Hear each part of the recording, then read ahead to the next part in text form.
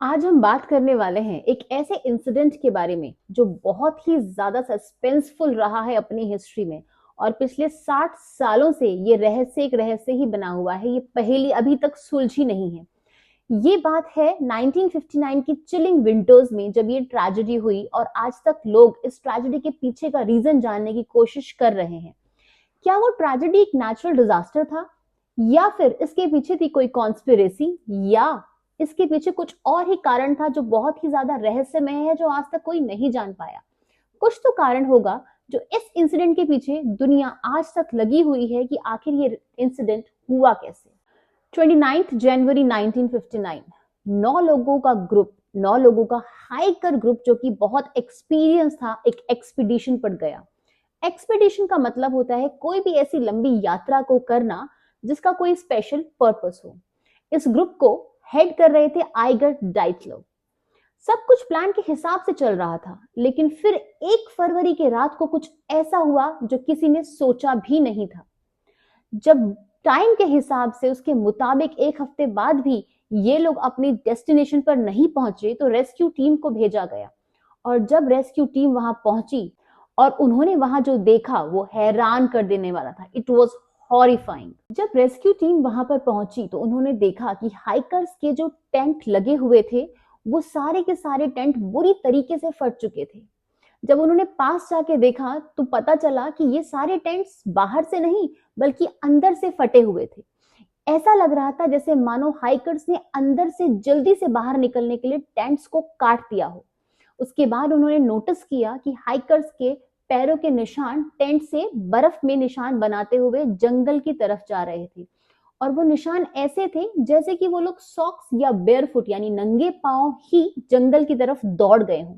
क्या हुआ था उनके साथ जिसने उनको मजबूर कर दिया टेंट से बाहर निकलने के लिए इतनी ठंडी और चिलिंग विंटर में, वो भी उस माउंटेन पर, और वो भी नंगे पैर। आखिर क्या कारण, ऐसा क्या देख लिया था उन लोगों ने वहां पर।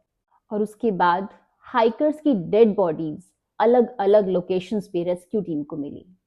तो रेस्क्यू टीम ने बॉडीज को ढूंढना शुरू किया और सबसे पहली बॉडी जंगल के पास रेस्क्यू टीम को मिली, वो भी एक पेड़ के नीचे। और कमाल की बात है कि उस बॉडी पे एक भी कपड़ा नहीं था।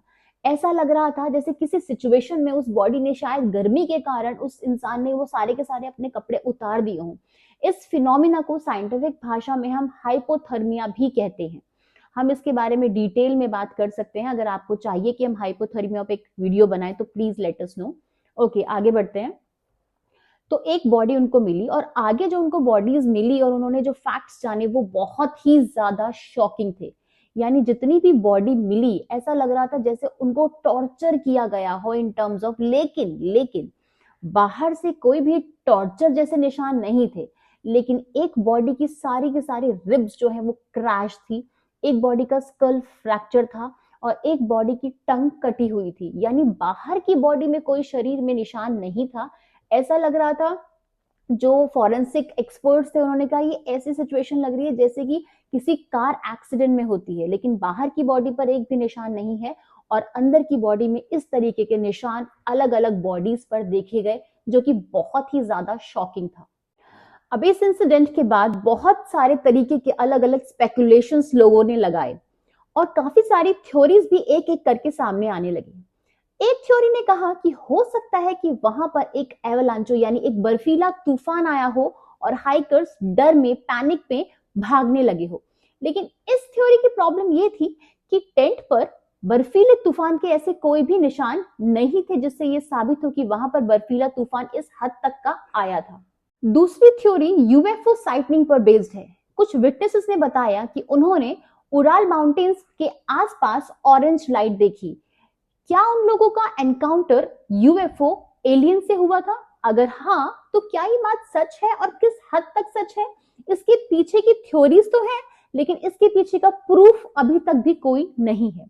एक थ्योरी ये भी कहती है कि वहां के आसपास के इलाके में क्योंकि कोई सीक्रेट मिलिट्री टेस्टिंग चल रही थी वेपन्स के लिए, हो सकता है कि ये लोग मिलिट्री टेस्टिंग का शिकार हो गए हो। ये भी कहती है कि हो सकता है हाइकर्स ने वहां पर इंफ्रासाउंड एक्सपीरियंस किया हो, यानी इंफ्रासाउंड फिनोमिना को एक्सपीरियंस किया हो, जिसके कारण जो साउंड फ्रीक्वेंसी है उसने एक ऐसे सिचुएशन क्रिएट की हो जिसने हाइकर्स को पैनिक और एक्सट्रीम फियर तक पहुंचा दिया हो और उन्होंने अपने टेंट से भागने का फैसला किया हो।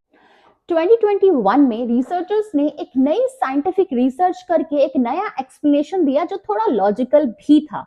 उन्होंने कहा कि शायद जो हाइकर्स थे उन लोगों ने कैटाबैटिक विंड्स और स्लैब एवलांचों का सामना किया हो। अभी कैटाबैटिक विंड्स यानी कि जो डाउनहिल की तरफ चलती है, जिन्हें हम फॉल विंड्स भी कहते हैं। ड्यू टू ग्रेविटी जो विंड है वो ऊपर से नीचे की तरफ बहुत प्रेशर में आती है।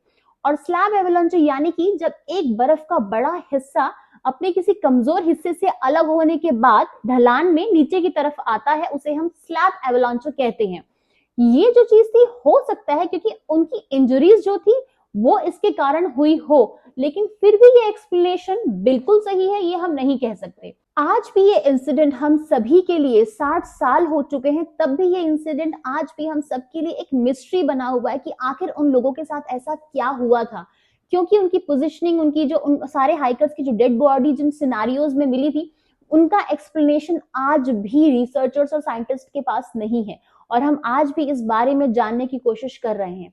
माइट पॉसिबल कि आने वाले टाइम में हम इसको सॉल्व कर पाए, बट शायद नहीं सॉल्व कर पाए, मुश्किल ही लगता है because it's being so long.